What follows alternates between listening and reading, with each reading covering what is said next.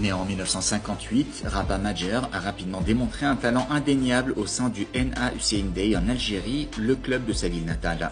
Surnommé l'architecte, le jeune prodige de Bellecour restera 11 années en Algérie avant de s'envoler vers le Racing Club de France à Paris. Malgré un bref séjour en France, Madjer contribuera tout de même à l'ascension du club parisien vers la Ligue 1 en 1984. Lors de sa première saison en Europe, il marquera un total impressionnant de 20 buts en 27 matchs. Cependant, le destin de l'Algérien et de ses coéquipiers au sein de l'élite fut éphémère car le Racing se retrouva lanterne rouge du championnat dès la saison suivante. C'est à ce moment-là que le FC Porto, attiré par le jeune prodige, parvient à recruter Madjer. Au Portugal, la carrière du brillant joueur de Bellecour entrera dans une autre dimension. Le virtuose algérien s'imposera immédiatement en tant que chef d'orchestre d'une équipe qui dominera les championnats portugais et européens. Il remportera plusieurs trophées nationaux et continentaux, dont la Ligue des Champions en 1987 contre le Bayern Munich.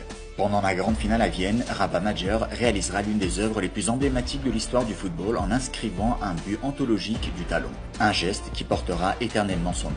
Au sortir de cette saison 87, l'Algérien se verra décerner le Ballon d'Or africain. Cependant, Rabah Madjer ne se limitera pas à ses exploits en club. Il façonnera également sa légende à travers ses performances exceptionnelles en équipe nationale. Ayant livré des prestations remarquables lors des Coupes du Monde 1982 et 1986, Madjer, qui totalise 86 sélections avec l'équipe nationale algérienne, vivra son moment le plus intense lors de la Coupe d'Afrique des Nations 1990, accueillie sur ses terres.